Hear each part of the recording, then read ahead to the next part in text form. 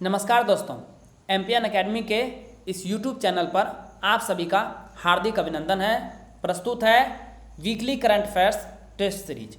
दोस्तों, इस वीडियो में हम लोग 8 से लेकर 15 अगस्त 2021 तक के समसामयिक घटनाक्रम पर आधारित 30 महत्वपूर्ण मल्टीपल चॉइस क्वेश्चंस को हिंदी और इंग्लिश दोनों भाषाओं में व्याख्या के साथ हल करेंगे। पहला प्रश्न है, राष्ट्रीय महिला आयोग का गठन किस वर्ष किया गया था? In which year was the national commission for women constituted?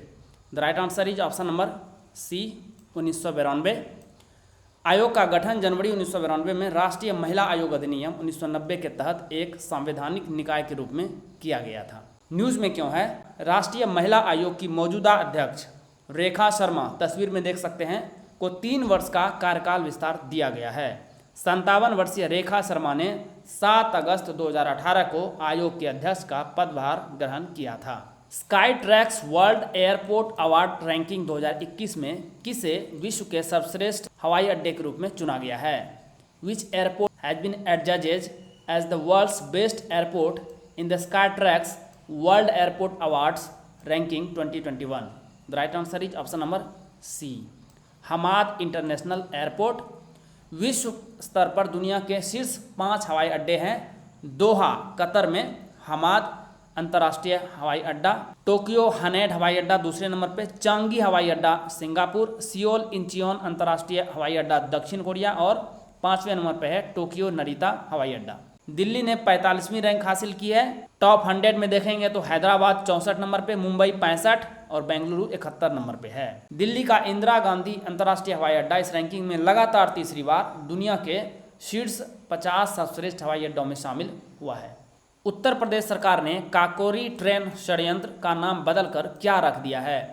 The Uttar Pradesh government has change the name of Kakori train conspiracy to what? The right answer is option number A, इसका नाम बदल के कर दिया गया है काकोरी ट्रेन कार्यवाही, या इंग्लिश में कहें तो काकोरी ट्रेन एक्शन। षड्यंत्र शब्द भारत के स्वतंत्रता संग्राम के तहत इस घटना के अपमान की भावना को दर्शाता है। इस निर्णय के पश्चात किसी भी आधिकारिक दस्तावेज में इस घटना को संदर्भित करने के लिए काकोरी ट्रेन षड्यंत्र के बजाय काकोरी ट्रेन कार्यवाही का शब्द प्रयोग किया जाएगा। क्रांतिकारी गतिविधियों के लिए अधिकांश धन संग्रह सरकारी संपत्तियों की लूट के माध्यम से एकत्रित किया जाता है। उसी के अनुरूप 1925 में हिंदुस्तान रिपब्लिकन एसोसिएशन द्वारा काकोरी, जो कि लखनऊ के पास है, काकोरी ट्रेन डकैती की गई थी। इस योजना को चंद्रशेखर आजाद, राम प्रसाद बिस्मिल, अशफाकुल्ला खान, राजेंद्र लाहिरी और मनपथनाथ गुप्ता ने अंजाम दिया था। सैटेलाइट फोन का उपयोग करने वाला पहला राष्ट्रीय उद्यान भारत का कौन बन गया है? Which has become the first national park in India to use satellite phones? The right answer is option number D, Kaziranga national park, ये असम में है। सैटेलाइट फोन वन कर्मियों द्वारा शिकारियों पर नियंत्रण करने और बाढ़ जैसी आपात स्थिति के दौरान सहायक होंगे।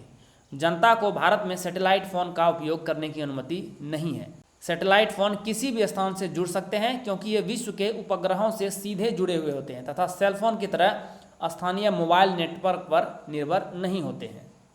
यह जो काजीरंगा नेशनल पार्क है, यह असम में लगभग 43,000 हेक्टेयर क्षेत्र में फैला है। यह ब्रह्मपुत्र घाटी बाढ़ के मैदान में सबसे बड़ा अविभाजित और प्रतिनिधि क्षेत्र है। इसे 1974 में राष्ट्रीय उद्यान घोषित किया गया था और 2007 में टाइगर रिजर्व भी से घोषित किया गया है। परिवहन संबंधी सभी सेवाओं को ऑनलाइन करने वाला भारत का पहला राज्य या केंद्र शासित प्रदेश कौन बन गया है?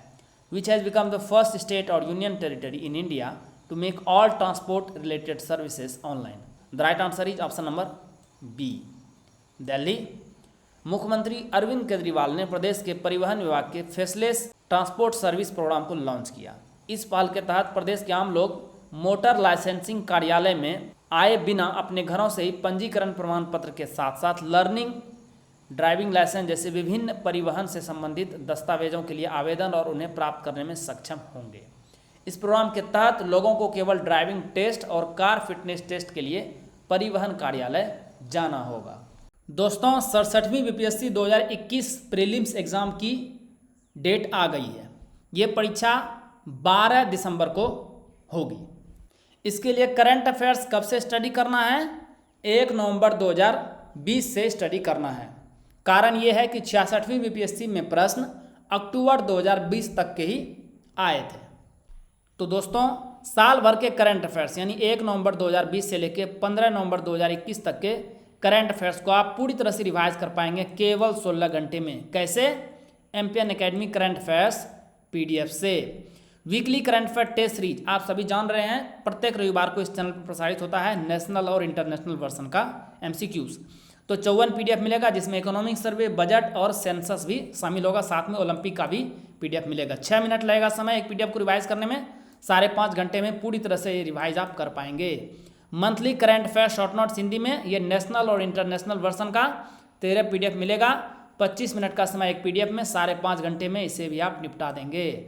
Bihar monthly current affairs PDF 15 PDF मिलेगा जिसमें इकोनॉमिक सर्वे, बजट और बिहार का सेंसस भी शामिल होगा। 20 मिनट का समय लगेगा एक पीडीएफ को रिवाइज करने में, 5 घंटे में आप इसे भी समाप्त कर देंगे। देखिए ये जो सोर्स है ये कितना ऑथेंटिक है इससे पता चलता है, क्योंकि 66वीं बीपीएससी प्रीलिम्स में 19 प्रश्न इस weekly current affair test series से टैली हुए हैं एमपीएन एकेडमी के पीडीएफ से। 7 प्रश्न टैली हुए हैं monthly current affair short note से और 10 प्रश्न टैली हुआ है बिहार मंथली करंट अफेयर से। तो कुल 36 प्रश्न हमारे एमपीएन एकेडमी के करंट अफेयर पीडीएफ से 66वीं बीपीएससी में टैली हो चुके हैं। 40 में से 90% स्ट्राइक रेट रहा है। तो इससे आपको यह पता चलता है कि ये सोर्स कितना ऑथेंटिक है, कितना रिलायबल है। दोस्तों संपूर्ण व्याख्या के साथ ये सारे पीडीएफ आपको मिलेगा कैसे? इसके लिए आपको केवल एक ही बार 600 रुपये का वन टाइम पेमेंट करना है। बैंकिंग डिटेल दिया गया है, प्रियंका कुमारी के नाम से अकाउंट है, आई नहीं है यहाँ पे ध्यान में रखिएगा। आईएफएससी कोड, अकाउंट नंबर दिया गया है। पेटीएम, फ़ोनपे या यूपीआई से ट्रांजैक्शन कर सकते हैं। नंबर है 7366005556। गूगल पे निशा रानी के नाम से अकाउंट है, सेम नंबर है। आपको करना क्या है, ट्रांजैक्शन के स्क्रीनशॉट को आप टेलीग्राम नंबर, सेम नंबर है 7366005556 पे भेज देना है। आपको यदि टेलीग्राम पे ये नंबर नहीं मिल रहा है तो व्हाट्सएप पे भी भेज सकते हैं, सेम नंबर है। आपको pad group MPN academy premium में ऐड कर दिया जाएगा और वहीं पर आपको पीडीएफ मिलना शुरू हो जाएगा। स्वच्छ सर्वेक्षण 2021 के तहत भारत का पहला वाटर प्लस शहर किसे घोषित किया गया है? Which has been declared as the first water plus city of India under Swachh Survekshan 2021। The right answer is option number A, Indore. चयन प्रक्रिया में देश के 84 शहरों ने आवेदन किए थे। इनमें से सिर्फ 33 शहरों को जमीनी सत्यापन के लिए उचित पाया गया। इंदौर मध्य प्रदेश को लगातार चौथी बार भारत का सबसे स्वच्छ शहर घोषित किया गया है। शहर के 30% सीवेज जल का पुनर्चक्रण एवं पुनः उपयोग किया जाता है। शहर में पुनर्चक्रित जल का उपयोग आम लोगों द्वारा अपने बगीचों और निर्माण स्थलों में किया जा रहा है। इसके अलावा शहर में कुल 7 सीवेज ट्रीटमेंट प्लांट स्थापित किए गए हैं तथा उनमें प्रतिदिन लगभग 110 मिलियन लीटर जल का उपचार किया जाता है। आप तस्वीर में देखिए कि पहले ये जो वाटर बॉडी था किस अवस्था में था और इंदौर ने इसे किस अवस्था में बनाकर रख दिया है। दुनिया का सबसे ज़्यादा डाउनलोड होने वाला सोशल मीडिया ऐप कौन बन गया है? Which has become the world's most downloaded social media app? The right answer is option number A, TikTok यहाँ पर है। लॉकडाउन के दौरान ऐप का सबसे ज़्यादा इस्तेमाल किया गया, साथ ही इसे यूरोप और अमेरिका में सबसे ज़्यादा लोकप्रियता मिली है। इससे पहले फेसबुक इस नंबर पर बना हुआ था। पिछले साल 2020 में भी टिकटॉक सोशल मीडिया प्लेटफॉर्म की लिस्ट में टॉप पर था। टिकटॉक की शुरुआत साल 2017 में पेरेंट कंपनी बाइटडांस ने की थी। फेसबुक मैसेंजर साल 2019 में पहले नंबर पे था और टिकटॉक चौथे नंबर पे था, लेकिन 2 साल में ट्रांसफॉर्मेशन देखिए इसका। नई लिस्ट में टिकटॉक पहले नंबर पर, फेसबुक दूसरे नंबर पर, व्हाट्सएप तीसरे नंबर पर, इंस्टाग्राम चौथे नंबर पर और फेसबुक मैसेंजर 5वें नंबर पर है। भारत में हर साल किस तिथि को भाला फेंक दिवस मनाया जाएगा? On which date javelin throw day will be celebrated every year in India? The right answer is option number B, 7 अगस्त को।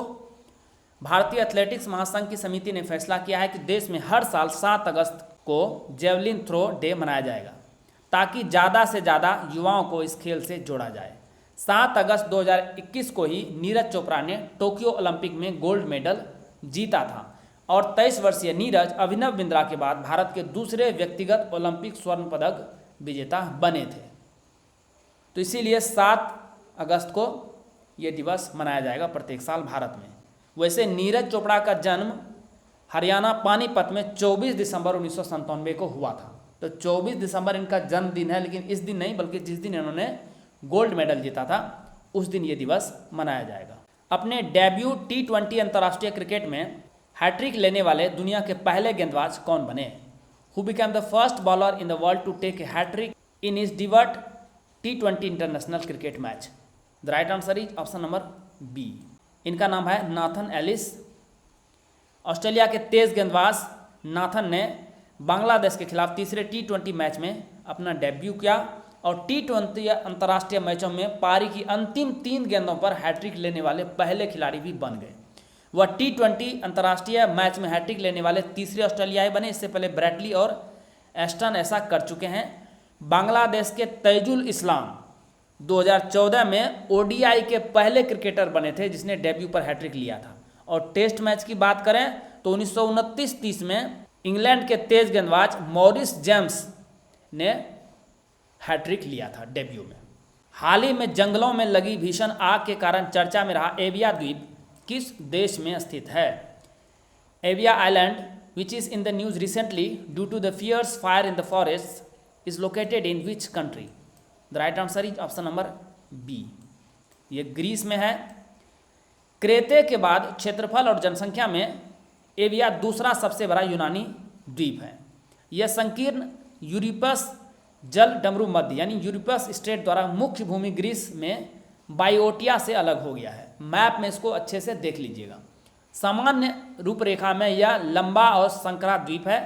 यह लगभग 180 किलोमीटर लंबा है और चौड़ाई में देखेंगे तो 6 किलोमीटर से लेकर 50 किलोमीटर के बीच में वैरी करता है। ग्रीस और उसका पड़ोसी देश तुर्की अब लगभग 2 सप्ताह से विनाशकारी धमाकों से जूझ रहे हैं क्योंकि यह क्षेत्र पिछले कई दशकों से सबसे भीषण गर्मी का सामना कर रहा है।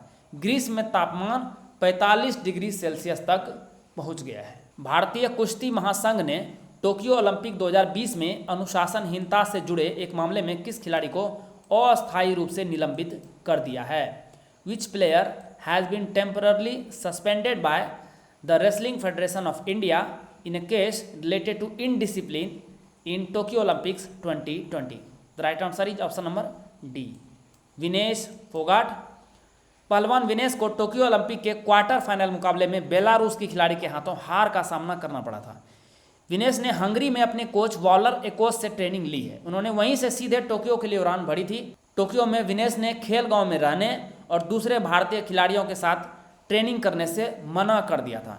इन्होंने इनके साथ ही भारतीय दल के आधिकारिक प्रायोजक शिव नरेश की जर्सी पहनने से भी इनकार कर दिया था और इसीलिए इन पर यह आरोप लगा है। इसके साथ साथ सोनम मलिक पर भी अनुशासनहीनता का आरोप लगा है और इसे भी महासंघ ने नोटिस जारी किया है।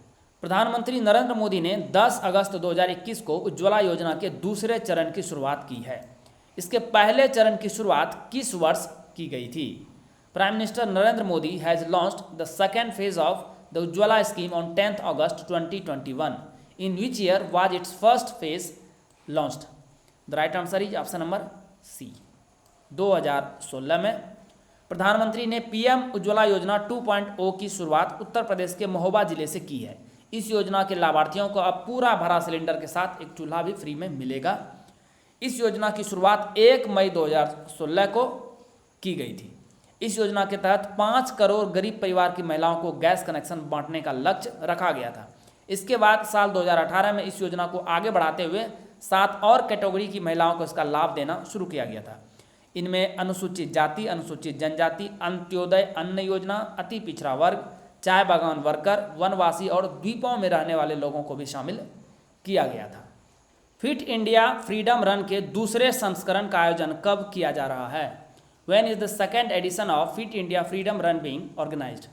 The right answer is option number A, 13 अगस्त से 2 अक्टूबर 2021 तक। युवा कार्यक्रम और खेल मंत्रालय आज़ादी का अमृत महोत्सव इंडिया एट 75 समारोह के तहत देश भर में फिट इंडिया फ्रीडम रन 2.0 का आयोजन कर रहा है। खेल मंत्री अनुराग ठाकुर ने 13 अगस्त को देश भर में इसकी शुरुआत की। इसके तहत 2 अक्टूबर 2021 तक 75 जिलों और हर जिले के 75 गांवों में प्रत्येक सप्ताह कार्यक्रमों का आयोजन किया जाएगा। फिट इंडिया फ्रीडम रन 2.0 का आयोजन 744 जिलों 744 में से हर एक जिले के 75 गांवों और देश भर के 30,000 शैक्षणिक संस्थाओं में किया जाएगा। इस पहल के माध्यम से 7.5 करोड़ से ज़्यादा युवा और नागरिक दौड़ में भाग लेने के लिए पहुंचेंगे। इस अभियान का पहला संस्करण 15 अगस्त से 2 अक्टूबर 2020 तक आयोजित किया गया था। किस देश की एक बर्फीली गुफा में 28,000 साल से बर्फ में जमा हुआ मृत शेर का बच्चा मिला है? In which country a dead lion cub which has been frozen in the snow for 28,000 years has been found in an icy cave? The right answer is option number A. रूस में तस्वीर देखिए। रूस का साइबेरिया दुनिया के सबसे बर्फीली इलाकों में से एक है। स्पार्टा नाम की फीमेल शावक की करीब 28,000 साल पहले बर्फीली गुफा में मौत हुई होगी। हिमयुग के दौरान मरे जीवों के लिए अवशेषों में स्पार्टा का शरीर अब तक का सबसे संरक्षित पाया गया है। वैज्ञानिकों के अनुसार स्पार्टा के फर और मूछें मौजूद थी, यहाँ तक कि उसके पैरों के नाखून भी बरकरार थे। ऐसा लग रहा था जैसे छूने पर स्पार्टा शावक जाग उठेगी। भारत और किस देश के बीच पहला नौसैनिक अभ्यास अल मोहद अल हिंदी 2021 हाल ही में आयोजित किया गया? The first naval exercise Al Mohed Al Hindi 2021 was recently held between India and which country? The right answer is option number C, Saudi Arabia. अभ्यास का हार्वर्ड चरण 9 अगस्त को शुरू हुआ। 11 अगस्त से समुद्र आधारित अभ्यास शुरू हुआ। INS कोच्चि, जो कि कोलकाता श्रेणी का दूसरा स्टेल्थ गाइडेड मिसाइल डिस्ट्रॉयर है, कि जुबैल बंदरगाह सऊदी अरब पर पहुंचने के बाद रॉयल सऊदी नौसैनिक बलों के अधिकारियों द्वारा इसका गर्मजोशी से स्वागत किया गया। तो यही है INS कोच्चि जिसने इसमें भाग लिया था, जिसकी तस्वीर एक और देखिए। INS कोच्चि अबू धाबी के तट पर UAE की नौसेनाओं के साथ नौसैनिक अभ्यास करने के बाद सऊदी अरब पहुंचा। इस जहाज का निर्माण मुंबई में मझगांव डॉक लिमिटेड द्वारा किया गया था और सितंबर 2015 में भारतीय नौसेना सेवा के लिए कमीशन किया गया था। ईरान अपनी सीमाओं को किस जल निकाय के साथ साझा करता है? Iran shares its boundaries with which one of the water bodies? The right answer is option number C, Caspian सागर, कैस्पियन सी। ईरान, जिसे फारस भी कहा जाता है, पश्चिमी एशिया का एक देश है। इसकी सीमा उत्तर पश्चिम में अर्मेनिया और अजरबैजान से, उत्तर में कैस्पियन सागर से, उत्तर पूर्व में तुर्कमेनिस्तान से, पूर्व में अफगानिस्तान से, दक्षिण पूर्व में पाकिस्तान से, दक्षिण में फारस की खाड़ी और ओमान की खाड़ी और पश्चिम में तुर्की और इराक से लगती है। तो मैप का क्वेश्चन वेरी वेरी इंपॉर्टेंट है। न्यूज़ में क्यों है? ईरान में इब्राहिम रईसी ने 5 अगस्त को राष्ट्रपति पद की शपथ ले ली है। इब्राहिम जून 2021 में ईरान के राष्ट्रपति चुने गए थे। अब आप कमेंट बॉक्स में लिखिए कि ईरान की मुद्रा क्या है, what is the name of the currency of Iran, और साथ साथ में वहाँ के पार्लियामेंट को क्या कहा जाता है। नई राष्ट्रीय शिक्षा नीति 2020 को लागू करने वाला देश का पहला राज्य कौन बन गया है? Which has become the first state in the country to implement the new National Education Policy NEP 2020? The right answer is option number B, Karnataka. Karnataka सरकार वर्तमान शैक्षणिक वर्ष 2021-22 से ही नई राष्ट्रीय शिक्षा नीति लागू करने जा रही है। राज्य के उप मुख्यमंत्री तथा उच्च शिक्षा मंत्री डॉक्टर CN अश्वत्थ नारायण ने राष्ट्रीय शिक्षा नीति की विशेषताएं एवं कार्यान्वयन विषय पर आयोजित 5 दिवसीय ऑनलाइन कार्यक्रम के उद्घाटन सत्र को संबोधित करते हुए कहा, राज्य सरकार राष्ट्रीय शिक्षा नीति लागू करने के लिए आवश्यक प्रशासनिक सुधारों और कानूनों में संशोधन को लेकर सभी तैयारियां कर रही है और कर्नाटक नई शिक्षा नीति लागू करने वाला देश का पहला राज्य बनेगा। ये जो कार्यशाला था, इसका आयोजन बेंगलुरु विश्वविद्यालय ने किया था। ब्रिटिश कंपनी हाउस फ्रेश द्वारा तैयार की गई एक रिपोर्ट के अनुसार 2020 में दुनिया भर में सबसे प्रदूषित देश कौन रहा? According to a recent report prepared by British company House Fresh, which was the most polluted country in the world in 2020? The right answer is option number D, Bangladesh. प्रदूषित देशों की लिस्ट में दूसरे नंबर पर पाकिस्तान, तीसरे स्थान पर भारत और चौथे स्थान पर मंगोलिया है। इसके साथ ही चीन के झिजियांग प्रांत के होटन शहर को सबसे प्रदूषित शहर बताया गया है। दुनिया के 50 सबसे प्रदूषित शहरों में 49 शहर सिर्फ बांग्लादेश, चीन, पाकिस्तान और भारत से है। सबसे प्रदूषित शहरों की लिस्ट में उत्तर प्रदेश का गाजियाबाद दूसरे स्थान पर है, जहां का औसत वायु गुणवत्ता सूचकांक AQI PM 2.5 लेवल पर 106.6 माइक्रोग्राम प्रति घन मीटर पाया गया है। भारतीय वायुसेना ने किस राज्य या केंद्र शासित प्रदेश में भारत का सबसे ऊंचा mobile air traffic control tower बनाया है? The Indian air force has built the India's tallest mobile air traffic control tower in which state और union territory? The right answer is option number A, Ladakh. तस्वीर में देखिए, यही है। भारतीय वायुसेना ने लद्दाख के एडवांस लैंडिंग ग्राउंड में दुनिया में सबसे ऊंचे एयर ट्रैफिक कंट्रोल टावरों में से एक टावर का निर्माण किया है। एयर ट्रैफिक कंट्रोल द्वारा पूर्वी लद्दाख में चल रहे विमानों और हेलीकॉप्टरों के संचालन पर नियंत्रण किया जाता है। भारत पूर्वी लद्दाख में दौलत बेग ओल्डी, फुकचे और न्योमा सहित कई हवाई क्षेत्र भी विकसित करने पर विचार कर रहा है। यह स्थान चीन के साथ वास्तविक नियंत्रण रेखा यानी line of actual control LAC से बस कुछ ही मिनटों की दूरी पर स्थित है। वैश्विक युवा विकास सूचकांक 2020 में भारत की रैंक क्या रही? What is the rank of India in the global youth development index 2020?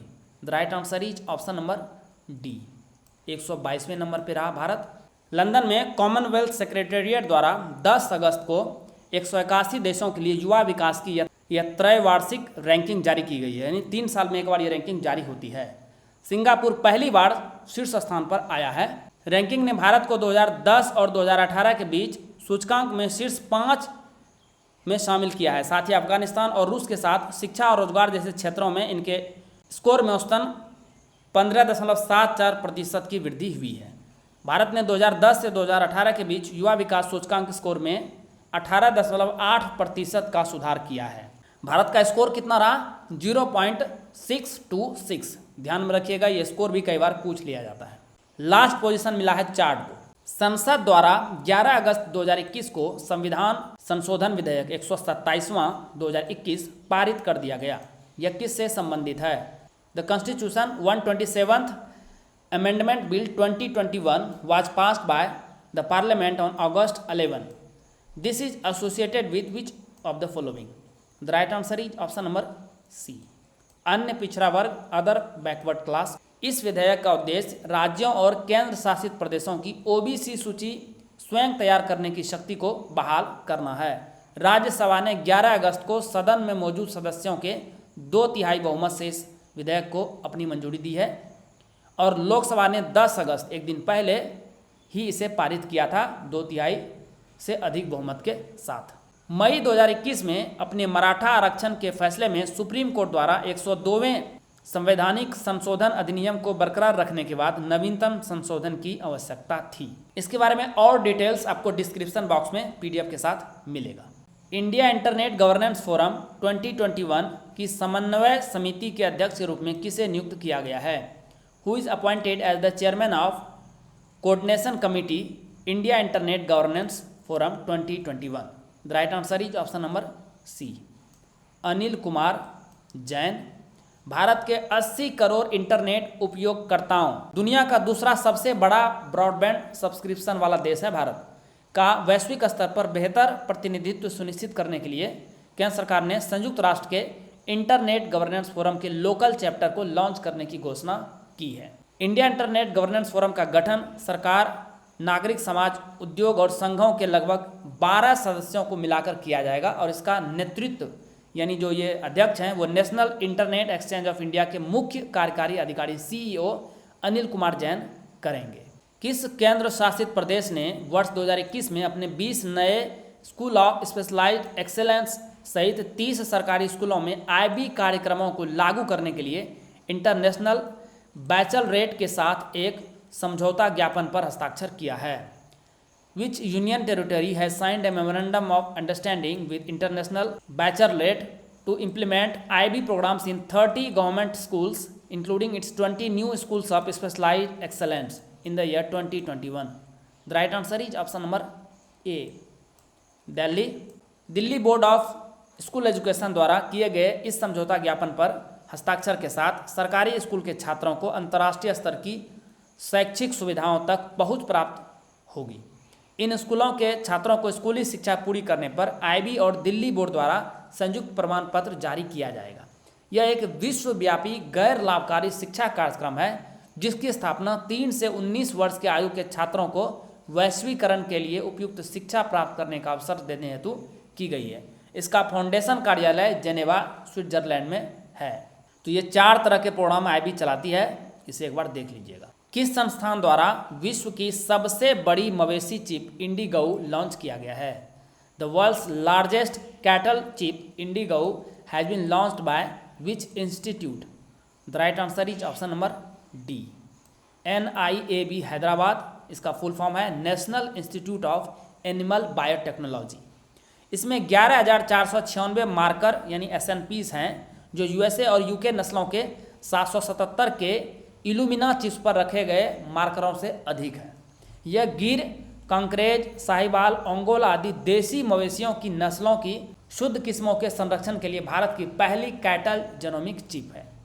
देसी गाय मजबूत और लचीली होती है और विशेष रूप से अपने संबंधित प्रजनन पथ की जलवायु और पर्यावरण के अनुकूल होती है, यानी इन नस्लों पर जलवायु परिवर्तन का असर सबसे कम देखा जाता है। किस राज्य सरकार ने स्थानीय तौर पर गरुड़ के रूप में जाने जाने वाले ग्रेटर एडजुटेंट स्टॉक को GPS ट्रैकर्स के साथ टैग करने का निर्णय लिया है? Which state government has decided to tag greater adjutant storks locally known as Garuda with GPS trackers? The right answer is option number A, Bihar. दक्षिण और दक्षिण पूर्व एशिया में पाया जाने वाला ग्रेटर एडजुटेंट विश्व में सारस की सर्वाधिक संकटग्रस्त प्रजातियों में शामिल है। इसके केवल 3 ज्ञात प्रजनन स्थल है, एक कंबोडिया में है और भारत में 2 राज्य हैं, असम और बिहार। वेरी वेरी इंपॉर्टेंट, इसे ध्यान में रखिएगा। IUCN रेड लिस्ट में ये इंडेंजर्ड कैटेगरी में शामिल है। हिंदू धर्म के अनुसार प्रमुख देवताओं में से यह विष्णु का वाहक माना जाता है। किसानों के लिए अति सहायक है ये, क्योंकि ये चूहे और अन्य कृषि कीटों को मारकर किसानों की मदद करते हैं। किस टेलीविजन धारावाहिक में ठाकुर सज्जन सिंह की भूमिका निभाने वाले मशहूर अभिनेता अनुपम श्याम का निधन हाल ही में हो गया है? Famous actor Anupam Shyam who played the role of Thakur Sajjan Singh in which television serial has passed away recently? The right answer is option number C, Mann Ki आवाज़ प्रतिज्ञा। इनका जन्म 20 सितंबर 1957 में यूपी के प्रतापगढ़ में हुआ था। 63 वर्ष के थे। इनके शरीर के कई अंगों ने काम करना बंद कर दिया था, तो मल्टीपल ऑर्गन फेलियर हुआ। फिल्मी सफ़र अंतर्राष्ट्रीय फिल्म से शुरू हुआ था। इन्होंने सबसे पहले लिटिल बुद्धा नामक की फिल्म में काम किया था। इसके अलावा कई फिल्मों में ये काम कर चुके हैं। नाम गिनाता हूँ मैं कुछ एक: दस्तक, 1084 की माँ, दुश्मन, सत्या, दिल से, जख्म, संघर्ष, लगान, नायक, शक्ति, पाप, जिज्ञासा, राज, वेल्डन, अब्बा वांटेड, कजराड़े और मुन्ना माइकल। बहुत सारे फिल्मों में काम किया, लेकिन पहचान इन्हें टेलीविज़न से मिली। और ठाकुर सज्जन सिंह ये तो घर घर का जाना पहचाना नाम है। राज्यसभा द्वारा 9 अगस्त 2021 को संक्षिप्त चर्चा के बाद किस संशोधन विधेयक को अनुमोदित कर लोकसभा को लौटा दिया गया? विच amendment bill was approved by the Rajya Sabha after a brief discussion on 9th August 2021 and returned to the Lok Sabha? The right answer is option number A, कारादान कानून संशोधन विधेयक 2021, the taxation laws amendment bill 2021। धन विधेयक के रूप में इसे पेश किया गया। यह विधेयक लोकसभा द्वारा 6 अगस्त को पारित किया गया था। विधेयक में भारतीय कर अधिनियम 1961 और वित्त अधिनियम 2012 में संशोधन का प्रावधान है। विधेयक में उस कर मांग को वापस लेने का प्रावधान है जो 28 मई 2012 से पहले भारतीय परिसंपत्तियों के परोक्ष हस्तांतरण पर की गई थी। मध्याह्न भोजन योजना सहित विभिन्न सरकारी योजनाओं के तहत केंद्र सरकार द्वारा वितरित चावल का फोर्टिफिकेशन किस वर्ष तक लागू कर दिया जाएगा? By which year will the fortification of rice distributed by the central government be implemented under various government schemes including the mid-day meal scheme? The right answer is option number C, 2024 तक। 75वें स्वतंत्रता दिवस पर लाल किले से राष्ट्र को संबोधित करते हुए प्रधानमंत्री नरेंद्र मोदी ने यह घोषणा किया। फूड फोर्टिफिकेशन चावल, दूध, नमक, आटा आदि खाद्य पदार्थों में लौह, आयोडीन, जिंक, विटामिन ए और डी जैसे प्रमुख खनिज पदार्थ एवं विटामिन जोड़ने तथा वृद्धि करने की प्रक्रिया है। FSSAI के मानदंडों के अनुसार 1 किलो फोर्टिफाइड चावल में आयरन होना चाहिए 28 मिलीग्राम से 42.5 मिलीग्राम, फोलिक एसिड कम से कम होना चाहिए 75 से लेकर 125 माइक्रोग्राम और विटामिन B12 होना चाहिए 0.75 से लेकर 1.25 माइक्रोग्राम। ये मिनिमम क्वालिफिकेशन है, इतना होना चाहिए, तभी इसे राइस को फोर्टिफाइड माना जाएगा। टेस्ट क्रिकेट में 35,000 से अधिक गेंद करने वाले दुनिया के पहले तेज गेंदबाज कौन बन गए हैं? Who has become the first fast bowler in the world to bowl more than 35,000 deliveries in test cricket? The right answer is option number D, James Anderson. England के खिलाड़ी हैं ये। इससे पहले 3 स्पिनरों श्रीलंका के मुथैया मुरलीधरन 44,000 डिलीवरीज, भारत के अनिल कुंबले 40,850 और ऑस्ट्रेलिया के शेन वन 40,700 ने यह उपलब्धि हासिल की है। इंग्लैंड के अनुभवी तेज गेंदबाज जेम्स एंडरसन भारतीय बल्लेबाज केएल राहुल को आउट करने के साथ ही टेस्ट क्रिकेट में सबसे ज़्यादा विकेट चटकाने वाले दुनिया के तीसरे गेंदबाज भी बन गए हैं। एंडरसन ने इस मामले में भारत के दिग्गज लेग स्पिनर अनिल कुंबले को भी पीछे छोड़ दिया है। अब इनके पास टेस्ट क्रिकेट में 621 से भी ज़्यादा विकेट हो गए हैं। नंबर 1 पे विकेट मामले में मुथैया मुरलीधरन है 800 विकेट के साथ, और सेकेंड नंबर पे हैं शेन वार्न 708, दोनों स्पिनर हैं। दोस्तों, एम्पियन एकेडमी के यूट्यूब चैनल पर प्रसारित होने वाले सारे करंट अफेयर्स का संपूर्ण व्याख्या के साथ यानी फुल डिस्क्रिप्शन के साथ PDF आप कैसे प्राप्त कर सकते हैं, इसके बारे में तो आपको जानकारी दी गई है। इसके बारे में और विस्तृत इन्फॉर्मेशन डिस्क्रिप्शन बॉक्स में भी शेयर की जा रही है। दोस्तों, इन PDF के सहारे आप इस आधे घंटे के वीडियो लेक्चर को आसानी से 5 से 6 मिनट में रिवाइज कर पाएंगे। इससे आपका बहुत सारा समय बचेगा और पूरे साल भर के करंट अफेयर्स को आप 16 घंटे में एक बार रिवाइज कर सकते हैं। So it is very important. चलिए अंतिम प्रश्न को देखते हैं। फुटबॉलर लियोनेल मेसी ने किस क्लब को छोड़ने के बाद फ्रांसीसी club Paris Saint Germain PSG के साथ 2 साल का कॉन्ट्रैक्ट साइन किया है? Footballer Lionel Messi has signed a 2-year contract with French club Paris Saint Germain after leaving which club? The right answer is option number B, Barcelona. Argentina के हैं ये खिलाड़ी और बार्सिलोना स्पेन के लिए, दोनों के लिए रिकॉर्ड गोल करने वाले मेसी अब तक के सबसे महान खिलाड़ियों में से एक है। इन्होंने बार्सिलोना के लिए रिकॉर्ड अब तक का 672 गोल किया है। मेसी को PSG के लिए खेलने के लिए हर साल तकरीबन 25 मिलियन पाउंड, जो कि लगभग रुपीज़ में कन्वर्ट करेंगे तो 258 करोड़ रुपये मिलेंगे प्रत्येक वर्ष। 34 वर्षीय मेसी ने 8 अगस्त को बार्सिलोना क्लब को भावुक अलविदा कहा था, रो पड़े थे। मेसी 13 साल की उम्र में क्लब से जुड़े थे और 21 साल से इसी क्लब की ओर से खेल रहे थे। दरअसल बार्सिलोना की टीम को भारी वित्तीय संकट से जूझना पड़ रहा है। क्लब पर 8,000 करोड़ रुपये का कर्ज है, इसीलिए ये क्लब ही मेसी को अफोर्ड नहीं कर सकता था, इसीलिए कॉन्ट्रैक्ट समाप्त करना पड़ा। दोस्तों, वीडियो देखने के लिए बहुत बहुत धन्यवाद। Please write down your score in the comment section. All the best for your exam preparations.